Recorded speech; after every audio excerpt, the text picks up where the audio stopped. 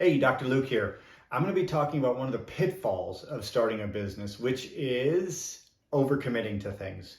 Now, this is not the same as the other pitfall I had talked about, where I'm talking about, you overcommitting, doing all the different C-suite roles and also executing, whatever whether you're the coach also on the front line, you're actually out working with clients face to face, right? So you're doing everything. That's not what I'm talking about. Overcommitting, let me give you an example of, for the business, I owned half of this business in the beginning, and this was the very first business that I was part of. So what I'm going to tell you, that a huge mistake that was made was overcommitting, because what would happen is I had a partner, which I'll cover that in another video, why that's never a good idea.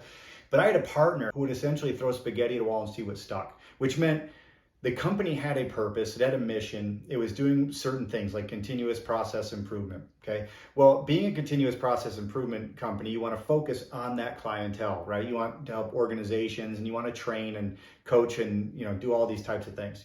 Great. Well, what was happening is my partner was constantly focusing on going after contracts that would be like, hey, this school's asking about like a diversity training, or this school over here is actually wondering if we can put together a plan for how to do their science fair or whatever, just something weird like that. Or, hey, these people are looking for like a bunch of admin, so we could basically hire a bunch of admin through us and then charge. And I'm like, what in the heck? And I was really new to business at that time. And I was like, okay. But I realized very quickly after a couple of months, I'm like, you realize like none of this works. And if we're focused on hiring admin people to get them placed, we've become like a recruiting service. Well, yeah, but it makes us money. Why don't we focus on what we're supposed to be focused on? Why don't we make money there? Wouldn't that be smarter? And so I learned that lesson because I let it go on, and shame on me. I let it go on even, I think it was a couple of months. I caught on in the first month or so. And I eventually, the partnership started my own company after that because I wasn't willing to throw spaghetti at a wall. I was staying true to what problem we actually solved and going after the clients who needed that problem solved. And so I stayed laser focused, and what that did is that brought in my first couple of $1 million, and then now I can expand to other offerings that are close to it.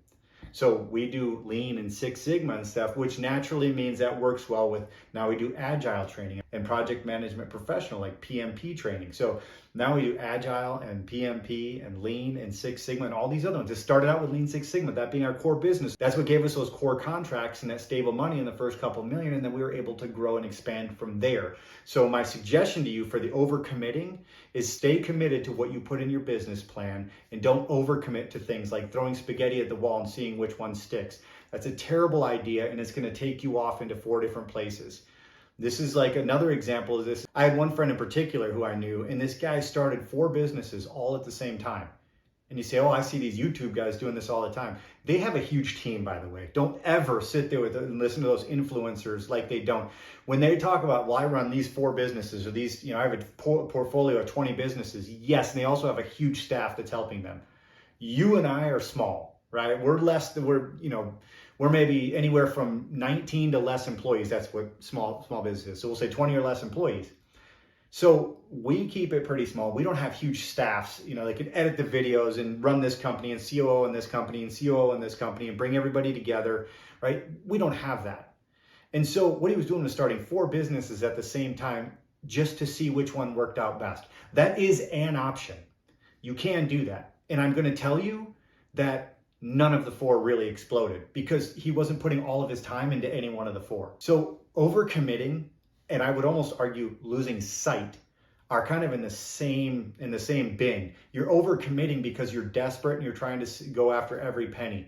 But that penny is not really going to actually add value to your company. It's actually going to detract and distract you from what actually is going to make you money, what your core process is, what your core function is, what you do and who you are as an organization. So stay focused. Hope this helps. Ditch the excuses. Let's get to work.